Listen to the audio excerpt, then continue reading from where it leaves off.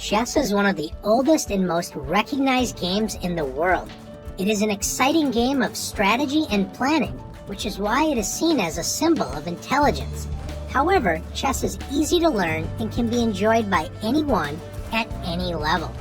Chess is played on an 8x8 board with 64 squares and 32 pieces, and the game is all about checkmating the king. Once the king is in checkmate, which we'll explain later, then the game is over. So to start, let's meet the king. Even though the king is the most important piece in chess, it isn't the most powerful. The king can only move one square at a time in any direction. Here are the squares where the white king can currently move. Here's one move. Now the king could move here, and here's another king move. In chess, both players have identical sets of pieces. You have a king, and so does your opponent. Each player will take turns making a move until the game is over.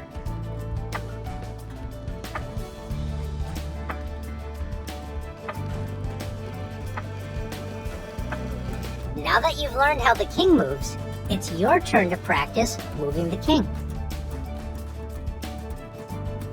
The king might be the most important piece in chess, but the queen is by far the most powerful. Like the king, the queen can move in any direction, forward, backward, to the sides, as well as diagonally. Unlike the king, the queen can move as far as she wants in any direction. The one thing the queen can't do is jump over other pieces. Let's look at some queen moves. In this position, the queen could go all the way up the diagonal. She could slide all the way across the board. She could now move all the way down here. Or she could make some shorter moves, like here, here, and here's another queen move. Earlier we mentioned that the queen cannot jump over other pieces. In this position, let's say the queen wants to get to this square. Notice that the king is currently in the way of the queen. So the queen would have to move to another square first, and only then, on the next turn, could the queen move here. Now that you've learned how the queen moves, it's your turn to practice moving the queen. After the queen, the rook is the second most powerful piece. It can move up, down, and to the sides as far as it wants, but the rook can only move in straight lines. Like the other pieces we've looked at so far, the rook also can't jump over any other piece. Let's take a look at some rook moves. In this position, the rook could move straight up, it could slide to the corner, it could move all the way down the board, now it could swing to the other side, or it could make some shorter moves, like here and here. Now that you've learned how the rook moves, it's your turn to practice moving the rook. The bishop is one of the most interesting pieces in chess because it can move as far as it wants, but only on diagonals.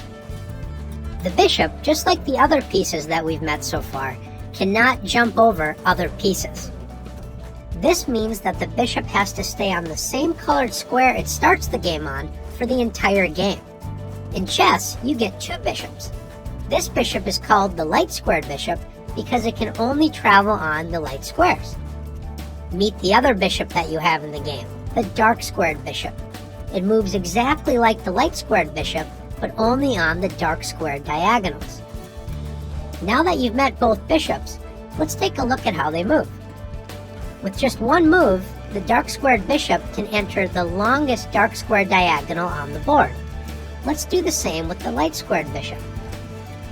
Now, notice no matter how many bishop moves we make, the bishops never cross paths. They never block each other. And the reason why is because they're on opposite colored squares, so they never interfere with each other. They make a good team. Now that you've learned how the bishops move, it's your turn to practice moving the bishops. The knight is perhaps the most fun piece in chess. It is the only piece in chess that does not move in some sort of straight line. It moves in a strange L shape. The other interesting thing about the knight is it's the only piece in chess that can jump over other pieces. like this. It takes a little practice to understand exactly how the knight moves. It goes 2 squares in one direction and then 1 square to the side, like this. Highlighted are all the possible squares the knight can move to on the next turn. Notice it always moves in the same pattern. 2 to the side and over 1, like this, or like this, up 2 and over 1, or down 2 and over 1. And notice that the knight moves from a light square to a dark square, and then on the next turn it moves from a dark square to a light square. The knight always switches colors with each turn it makes. Now that you've learned how the knight moves, it's your turn to practice moving this fun and tricky piece. The pawn sounds like it is the humblest of chess pieces, but it is really one of the most powerful. When working together, pawns are the soul of chess. Pawns have a few strange rules, so make sure to pay attention. Pawns can only move straight forward, and they can only move 1 square at a time. However, if it is their first move of the game, they can choose to move 2 squares forward if there is nobody blocking them, as pawns cannot jump over other pieces. Remember, the pawn can choose to advance 1 or 2 squares only on the first move. On all other moves, the pawn advances 1 square. Pawns are also the only piece in chess that cannot move backwards. One other thing that makes them strange is that while they can only move straight forward, pawns can only capture diagonally, and they can only capture 1 square away diagonally, even if it is their first turn. We will explain capturing in one of the next lessons. Let's see some pawn moves. In this position, since this pawn has yet to move in the game, white decides to move it 2 squares forward. Black, on the other hand, only advances this pawn 1 square.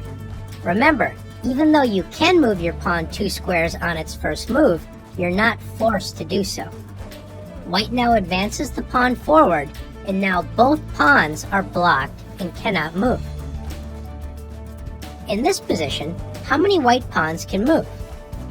If you said 1, you're correct.